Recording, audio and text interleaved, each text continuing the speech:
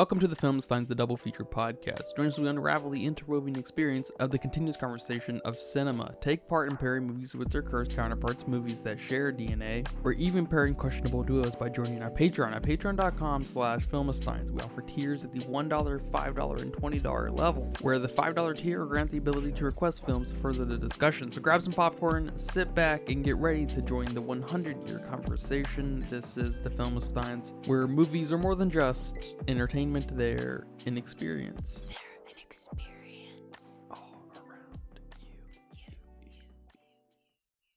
And welcome back to another episode of the Film Steins. Thank you guys for joining us today. Today I'm joined by Captain Lucy Walker. Hello, everyone. Remember, we post every Monday, Wednesday, and Friday with brand new episodes of the Film Steins. Some recent episodes include Bong Joon-ho's Mother, Kingdom of the Planet of the Apes of the movie, Sasquatch Sunset, the first Mad Max, and Mad Max 2, The Road Warrior. Remember to leave nice comments, thoughts, and ideas on our Patreon as well. Go rate us on Apple Podcasts. Come subscribe for $1. Request a movie for free. Just go over there and request a movie. Are you stressed and filled with anxiety like I am? Maybe in a bit of pain from that car accident you had a few years ago? Well, the sponsor of today's episode, Hempville CBD, has us covered. They have the highest quality products created by chemists and doctors. Hempville carries everything from CBD to THC dispensary grade without those despicable dispensary prices. Order your Delta 8, 9 edibles and vapes along with the THCA flower and get free shipping when you spend $50 or more at HempvilleCBD.com. Check out the link in the description for more details. But today we are discussing George Miller and George Ogilvie's 1985 film, Mad Max Beyond the Thunderdome, sometimes called Mad Max 3. Never heard anyone actually say that, but it is the third, I guess. Well, we made it through the original trilogy. This is the supposed oddball that a lot of people like to point to. I think they are all equally very strange films. I agree. In their own way. This one is the more neutered one, I guess, as far as adulty tone and whatnot. But it really doesn't change much of the overall strangeness of what Mad Max is. And it's also famously Roger Ebert's favorite of the trilogy. I'll tell you right off the bat, this is very easily the weakest Mad Max. Funny enough, though, and it's generally the unfavored one, but it's funny because I do think this is probably the most influential Mad Max in design and just kind of post-apocalyptic flair and personality within characters.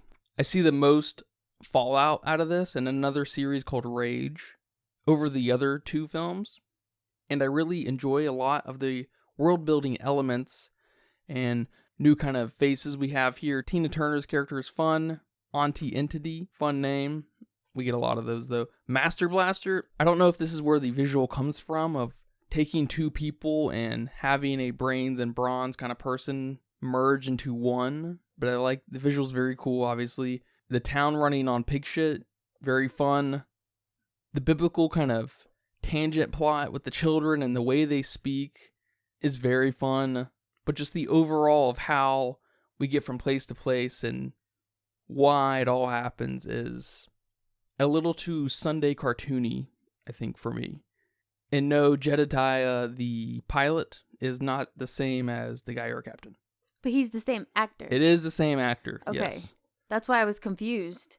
But they didn't acknowledge each other, so I was like, okay, he's not the same guy or captain. He's a different character here, but the same actor. Yes. And I do think this movie does hurt the image of Mad Max in one key way.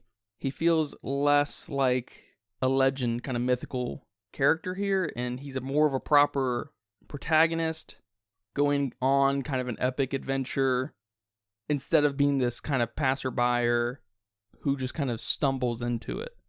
You've made it through most of the gauntlet of Mad Max. We have one more stop in preparation for Furiosa. Very excited about that.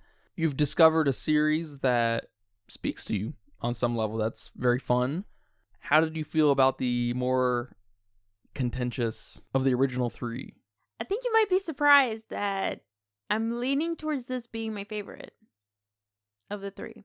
Or you're not surprised and it was very obvious while we were watching. But I agree, the tone of this movie is definitely different from the other two. But the other two movies have a very different tone to them as well, that I don't agree with people saying that this is the oddball. Yeah, no, totally. I think they are all equally very strange. Yeah. And even the inclusion of Fury Road doesn't really correct any of that. They're all very strange as a collection. Yes, I definitely agree. But I liked it. The world building here is crazier than the other two films, but that might partially be due to the evolution of this dystopian world. So we had to get crazier, we had to get creative. So I might attribute it to that more than we decided to get crazier with this film. That is one of the very cool linear evolutions that we see in these first three films. Yes. I also think this movie is a little bit deeper and more emotional. We have a couple more scenes that almost make me cry.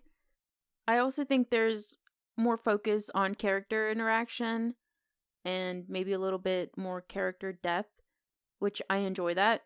And it felt like we had a lot more action in this movie, but now that I say that, I think there's just more going on than the other films and not necessarily more action sequences, but it just felt more actiony because of everywhere we went.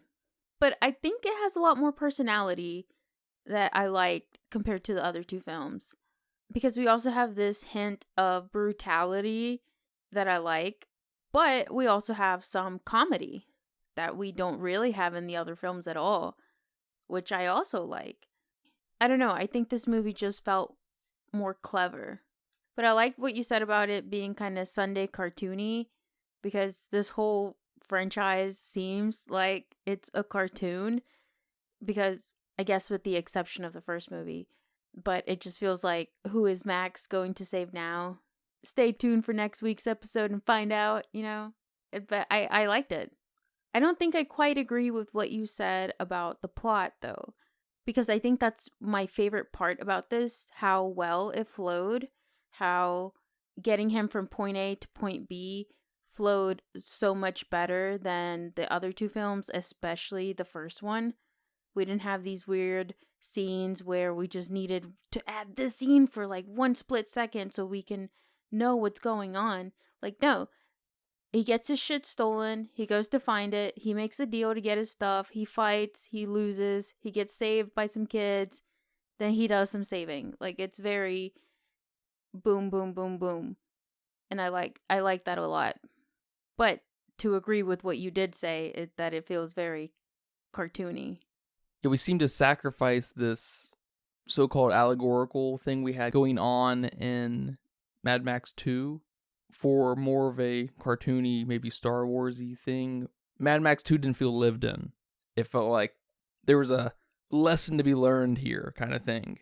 And now we have proper world building, a society of some sort, government, trade, other peoples. We have this tribe of children. It blows open the door of what you thought you might have known about the world of Mad Max and gives the future life in more ways than you could ever really imagine. Something, not unlike something like Star Wars and Lord of the Rings, and having this landscape for infinite possibilities. And so, yes, we get more character, we get more dialogue, and you start to see this divide happen right before your eyes between the different kind of Mad Maxes, and challenges you with, well, what is Mad Max? Because, yeah, I mean, Toe Cutter, Humongous, and now just the entirety of Beyond the Thunderdome, very cartoony. But the tones are all very different. The plot structure is very different. The way they're made, the editing, it's just very challenging and very diversive. And like Mad Max, forces its tribal fans to form their own factions. Yeah, you're not wrong there. And part of me wonders if it's intentional or if it's just the nature of these three films from the production side, from having them come to life. Because the first film, it was so low budget that I imagine things had to get cut somewhere and things had to happen a certain way to be able to make it within the budget. And then the second film, you have George Miller and maybe a little bit more true to his vision, and he has the money to now make it happen.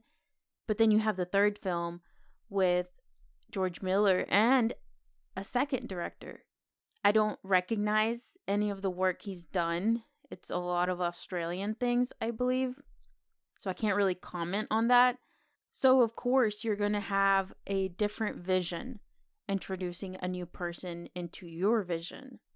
Yeah, the introduction of a second director I thought was very odd. It indicates to me the acknowledgement that the scope of the movie might be a little much. And supposedly Ogilvie was more involved in the direction of the actors. And George Miller was more involved in the action sequences and the writing and whatnot. But I will say, not that duo directors suffer from this necessarily. I didn't feel like there was a tug and pull between two directors. Yes, that's true. It felt still very cohesive. And it didn't lose any of its aesthetic and kind of style that these three films have going on. And we already acknowledged that there is a tonal shift here. So yeah, it doesn't lose its Mad Maxness. I did read that George Miller decided to have a director help him because he was still grieving the loss of his friend and producer Byron Kennedy, who apparently died in a helicopter crash. I didn't dig too much into it. I don't know if you have, but I know at the end of the film it said for Byron, so that was his decision to bring in someone else to make this happen while he was trying to still grieve.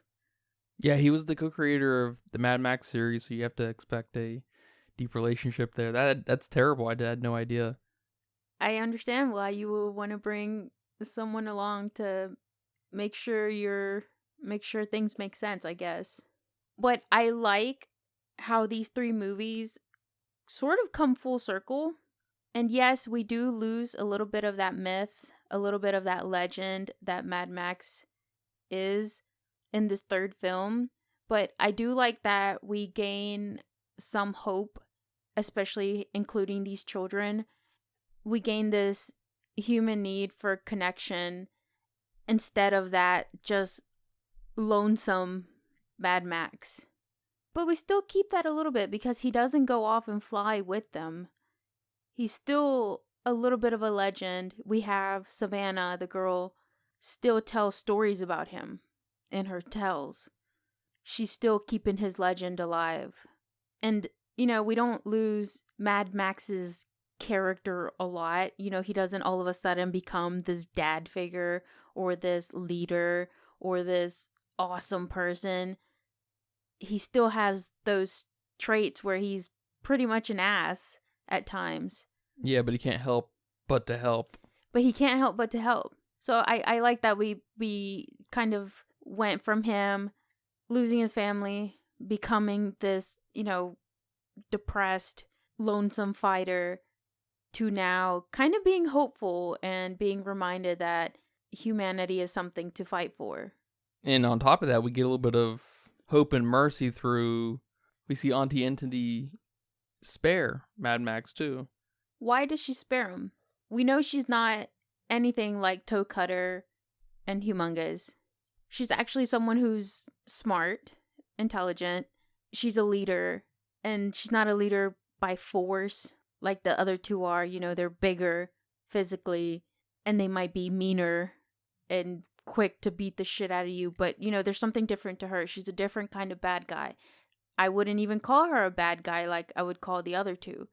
But I don't know if I get enough of her to truly capture what type of person she is to know exactly why she didn't kill Max. Because the last thing she says is, "Ain't we a pair?"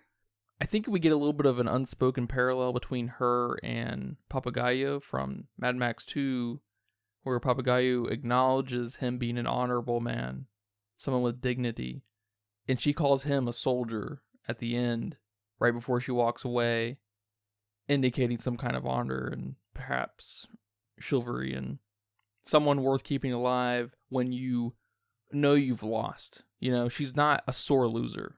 She also has dignity. Yeah. She respects him. Yeah. Yeah. And what is she going to do? She lost. She's just going to kill him in cold blood? No, she wants order. She wants to bring back some kind of governance. Yeah, so I guess when she says, ain't we a pair, she's pretty much saying we're the same. They both want these things as well. Him rescuing the kids obviously means that he wants something more for this society, this world we're in. Yeah, and him rescuing Master. That's true, yeah. From her crimes. She's mistreating this man. So there's almost an acknowledgement of, maybe I was wrong. You know, maybe I went a little too far kind of thing, too. Because someone like her who wants the things she wants shouldn't box someone up in pig shit. Yes, that's very true. Just to kind of get some kind of totalitarian power over, you know, over Bartertown. We'll never know, but perhaps she thinks that there should have been a better orders of operations to negotiate something, some kind of relationship between someone like her and someone like Master Blaster. I will say, speaking of Master Blaster, I didn't like the turn of heart for Mad Max when he saw Blaster without his helmet and how he's just an idiot, you know, kind of childlike minded person, and just seeing his face kind of changed his heart. I was just like, You weren't there for that. I wasn't there for that. Oh my gosh, that's probably my favorite scene. Mad Max is no longer this heartless thing. He has a heart. He's evolving. He's being hopeful. I know he had a heart, though, from way back when. He's not here for unfairness. And I do agree that that's a little bit of a different Mad Max, because Mad Max is our untraditional hero. And here he feels a little bit more traditional hero, having that soft spot for the, you know, dumb looking man-child, having the soft spot for the kids. So I do agree that there's a little bit of a difference there. I like it though. But I do like that Aunty Entity has a lot more personality than the other two guys. And she's got a better motive. I don't know if it's a bigger motive, but she's got a better motive than the other two. Maybe it's a little bit more specific. She has a vision. She knows what she wants. And the other two are just trying to survive. Although she's trying to survive too, but the other two are just so narrow-minded on, let's just get gasoline to move on to the next time we need more gasoline. So I like that she's a little bit more developed. I mean, of course, we have Toketter, who's just the loud leader of the group friend. And then we have Humongous, who's the tribe leader. And then we have Aunty Entity, who is not the leader of any tribe. She's trying to govern a town where people can come in and out and perform more civilized practices like trading. They even had a brothel that implies some kind of actual profession kind of going about, not just trading goods. They have jobs here. They have jobs here. It's much bigger. Is it better? You know, that's not our place to say. You know, we're not philosophers or God, right? So it's definitely bigger, though, and much more interesting. And it's why I think you can very clearly see the fallouts and the rages and things popping out of this much more significantly. And because I think there was a little cafe. Oh, there was a cafe, too, called Atomic Cafe. That's right. Couldn't you have seen that in Philly? Yes. In the new Fallout series? Of course. I also like this very thin line between being civilized and being savage that we have going on here in Bartertown. It's just funny that she's trying to be civil. She's trying to be a leader. She's trying to implement rules. But the rules are 2 men enter, 1 man leaves. Very simple rule, but it's a little savage. And then bust the deal, face the wheel. And then on the wheel, you have brutal things, savage things. Yeah, I didn't see everything that was on the wheel. There may have been one just, you know, let them go. Let them go. It's all about setting the precedent, right? We're trying to, it's like affirmative action where we need to be real dramatic in the beginning to enforce change culturally and subconscious, not just through some kind of totalitarian nonsense. That's true, because I like when they all turn to her and they're repeating that back at her when they're not letting Max go. They're like, hey, 2 men enter, 1 man leaves. And then I was like, okay, yeah, what are you going to do about that? Like, how is she going to solve this? And then she comes back with the other one, bust the deal, face the wheel. I was like, damn, that's so savage. That's their First Amendment. Yeah, which rule trumps the other rule?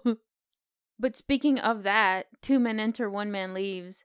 You mentioned earlier in the episode that this film is probably the most culturally impactful. And that's true, because apparently this quote is referenced in a lot of places. I was reading that there's a SpongeBob episode, and I know you know it. It's when they have that fry cook face-off, and they're making the burgers, and SpongeBob spends his time all on one. With Neptune? Yeah. The announcer says, 2 competitors enter, 1 competitor leaves, which is hilarious, and it's something I would have never gotten as a kid. And then apparently it's graffitied somewhere in Fallout New Vegas. Oh, very specific, yeah. Yeah. Or very literal, I should say. And then it's like sprinkled in somewhere in Borderlands 3. So there's like a lot of places that this is actually referenced. I was like, oh, that's pretty awesome. Yeah, Borderlands is obviously influenced to it. I didn't think about that. I mentioned that when the blaster's face is uncovered is one of my favorite scenes. But the scene that follows it, it's pretty brutal. And it made me think about some of the brutal scenes that are in this movie. So along with his death, there's a scene where Max punches Savannah. And we don't really know how old she is, but we know she's somewhere in her like teens, like 16 and 19 along there. And it made me think about how controversial this scene must have been back then. Because even now, this type of scene is super rare. Besides maybe women being in hand-to-hand combat with a male, you don't see many scenes where a grown-ass man punches a girl in the face. The only thing that came to mind for me was when Drax decks that little girl with the kickball, or with a ball, I guess it wasn't a kickball, in Guardians of the Galaxy 3. But then she's a different alien species, and so is he, so, lines are blurred a little bit. I don't know about you, but I was pretty shocked that happened then. Yeah, I was like, put that bitch in her place. No, you weren't. Yeah, it was kind of funny because the shot is still on his hand for a few seconds before he punches her. There's a little bit of a delay there. He doesn't just deck her. Yes. I'm just like, what? Is he about to throw punch her or something? It looked like some kind of kung fu or something about to happen. I don't know, and then he just decks her in the face. It's like when you're driving and your mom like sticks her hand in the back and starts like whacking it to see who she lands on when, the kids are misbehaving. So it's like that action of her hand just going back and you're like, oh shit, something's gonna happen, and then bam, she decks one of you. It's like he raised his hand like, you ready for this? And then bam. It was pretty crazy. Of course, it was sad watching that horse all dead and dried up there, That was cool. I don't know about cool. But horse brutality in movies, man. Napoleon, Sisu. Mm-hmm. I mean, Jesus Christ. And then the last scene with the little kid getting swallowed by the quicksand. And he was gone. He was a goner. I don't even know if it was quicksand. It kind of reminded me of like undertow currents in the water and stuff, and like it can just pull little people under. Dang. That was it. It started to pull the horse in and Max. Yeah, I wonder if that's a thing that happens in deserts. I have no idea. Yeah, I don't know. Where you just get these soft spots at the bottom of dunes and people get pulled under. Like yeah, little whirlpools. Yeah, and why doesn't this happen in Dune, the movies? Because they know the sand dance, obviously. Oh. They don't disturb the sand. They respect it. They haven't figured that out yet here. That's true. They haven't figured out the dance. My favorite part of the film is this biblical size prophecy around the kids and how the kids speak about it and everything and how they perform it and everything. That's my favorite part of this whole movie. Yes. I almost wish we could have gotten maybe another 10 minutes with them, but it may have drug on a little bit because of Max's reaction, because he was so disinterested. He would humor them for a minute and just basically roll his eyes and walk away. How many times can we do that? I'm not sure, but when they pulled out the image of him with his hair and the gray above his ears and the monkey next to him, it's just like, what? This is unmistakably him. Yes. Which does feed into the legend, I must say. They just go about it in a little bit of a different way in this film. So maybe it is additive in that way. Yeah, and I love the whole sequence with the kids. I love when they were showing him who Captain Walker is and Captain Walker's wife.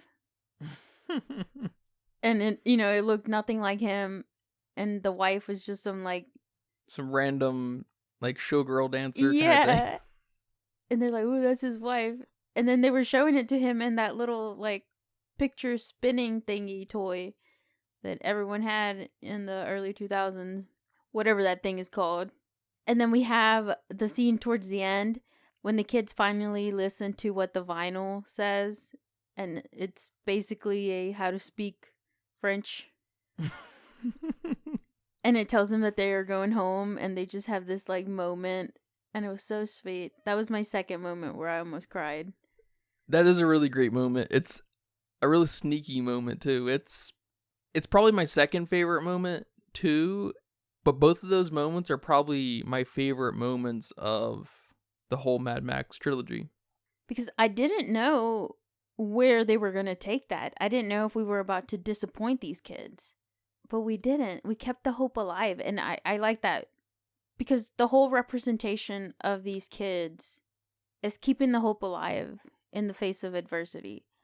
And also the power of storytelling. And the power of keeping things alive with stories. And in a sense, keeping their homes alive. And also keeping Max alive with stories. There's something kind of profoundly transcendent just within these trilogy of movies about just that and how important it is to remember. Yeah. Memory. Yeah. So I think these kids represent so much, including being vulnerable and that human need for a connection. Which I like that it's all represented, for the most part, in her speech that she gives at her tell. I like that a lot. Yeah, I must say, after sitting with this third film for a little bit, I think it's maybe in between the first and second for me. Okay. Because I like the parallels in the second one so much. They're just so explicit and over the top that they're just fun in that way. But this one does tap into something special in another way that the first one really doesn't for me. But I will say the chase sequence, like we get in the second one, a lot like it actually, is way less interesting. And this one? Yes. The sequence Really? itself, but what happens during the sequence, the character interactions and some of the performative bits are, meaningful. They're not meaningful in the second one. It's all just craziness and high octane. Yes, which I guess I can't say it enough, is what shifts the tone so much in this movie. Because we don't get any kind of car chases until an hour and 20 minutes into the movie. And I guess it's not even a car, right? It's a train. Yeah, that kind of thing feels maybe very anime. And that how are we going to incorporate this, but it needs to be a little bit bigger. Yes. A train. Let's add a train. But you're right. The interactions here are a little bit more heartfelt. They're funnier. We know these characters. We've come to like these characters. We've even come to love some of these characters. Like the guy who they saved that was tied up. I don't know his name. But he's the one driving the train. He's the one conducting the train, I guess. He's not really driving. Yeah, the prisoner. Yeah, the prisoner. The pig shit prisoner. Yes. Who just stole a pig to try to feed his family. Yes. And he got thrown in prison. And he's very charming. So the interactions are a lot more meaningful. In the second one, we have characters there from the little compound, but we don't know their names. We don't know who they are. We know there's a girl and a guy on top. One guy's catching on fire, which is just crazy, but I don't care whether he lives or dies. The only one that you mildly care for in the second one, whether he lives or dies, besides Max, is the child. But that's about it. Here, you want them all to survive. Last thing I want to do is give a shout out to the props and costume designs. I guess you could kind of combine them because all these characters had props on them. The headgear was cool for all the characters, especially Aunty Entity. She had this I thought they were earrings at first, but I think that was part of her headgear. And it was just like a headband that looked like they were earrings. I don't know. That was pretty cool. Everyone had the shoulder pads, so they were all like rock stars. But the guy with the girl mannequin on his back, who thinks that? What is that? The Thunderdome itself was cool. I like how everybody was just around it. And if you were at the wrong place where someone was going to stab, you got stabbed and you were dead and that was it for you. The wheel looked cool. I also didn't get to read everything that was on it, but it looked cool. And that oversized mask thing they gave him when they exiled him, it reminded me of that Lord Farquaad mask that guy wears, I guess when he's in Duloc. He goes through the line. All right, man. Well, thank you for watching the third Mad Max with me and talking about it here today. Hopefully you like what's to come. Yeah, you're welcome. I'm excited. I'm a Mad Max franchise fan. MMF. Do you have a budget guess? My budget guess is $4 million. Take it as you will. It says on the Wikipedia that it was $10 million. Ooh! George Miller might know how to spend some money, but the other George might not. And it went on to make $36 million. So it did pretty well. And over on Letterboxd with 165,000 people, they weighed in at a 3.0. I think I'm giving this a 3.5. I will stick to my 3.5 for Mad Max, and I'm giving Mad Max 2 a 3. I think that's what I'm going with. I think I'm leaning on a 2.5. But this might change when we watch the next one. Well, thanks again for talking about this movie with me here today. I hope you guys enjoyed that. Remember, we post every Monday, Wednesday, and Friday with brand new episodes of the Filmsteins on patreon.com/Filmsteins, Spotify, Pandora, Apple Podcasts. Remember to leave nice comments, thoughts, and ideas on our Patreon as well. Come request a movie, come subscribe. We appreciate all the support. Thank you guys very much. But until next time, take care. Bye-bye. Bye-bye. And that's a wrap for today's episode of the Filmsteins. Thanks for tuning in and joining us on our cinematic journey. We hope you enjoyed the discussion and gained some new insights and perspectives on the world of movies. Don't forget to subscribe to our podcast on your favorite platform, especially Patreon at patreon.com/Filmsteins, and follow us on social media for more film-related content. We love hearing from our listeners, so if you have any feedback, suggestions, movie recommendations, or book recommendations, please feel free to reach out to us. Until next time, keep watching, keep loving the magic of movies. This is the Filmsteins signing off.